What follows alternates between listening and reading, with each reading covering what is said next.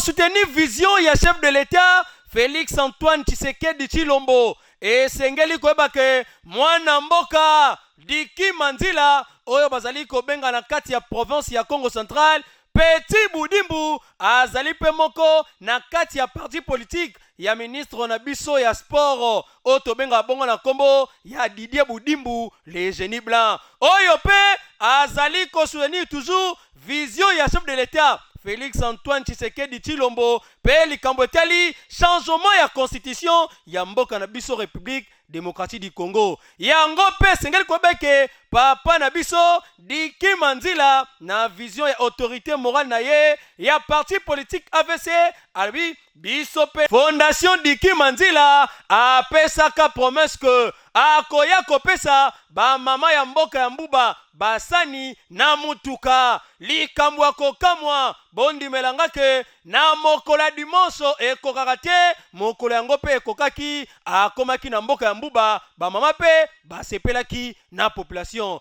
nde bondi melangake na sima ya maloba ya mama administrateur du marché ya mbuba ye moko Petit Budimbu azwaki maloba bondi melangake nzambe asalaka miracle na ye maloba ya maître Diki Manzila mvula pe nokaka te mvula bandi konoka akimaki te alobaki osengeli koloba apesaki merci na chef de l'État na gouverneur na biso ya province grâce à bilolo na nyonso azali kosala na kati ya province na biso ya Congo Central toyebi lelo mboka na biso eza na badifficulté ebele mais tolobi boye il faut mokonzi ya mboka akoka kochange constitution soki achange constitution tokomona ke makambo nyonso ekezala bien biso na kala tozalaki soki mbula ezwi biso na mbanza nzambi tata honda abandaki koloba mbula lusaku mulu mboka ipola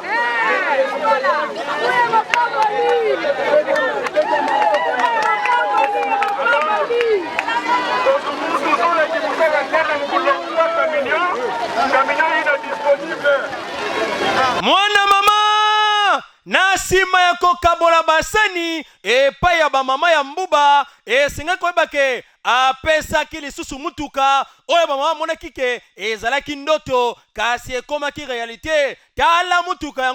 yango na impact na idéologie adote yango na kati ya fondation Fodima oyo tozobenga fondation Diki Manzila nde apesaki yango po ba jeune bayekola misala bako ba chauffeur ya kitoko kasi alobi ete koyekola mutuka awa ezali nango gratuit ça veut dire que ezali ya ofele longoni ya mingi na maître Diki Manzila oyo tozali kobenga génie blanc na ndenge ozali kosoutenir vision ya chef de l'État pe ozali komema province ya Congo Central kitoko wapi boye nde tozali koluka mpo na province na biso ekende liboso toloba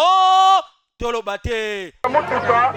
yango oyo topesa contact epai ya président ya fondation mama bodo salaka bien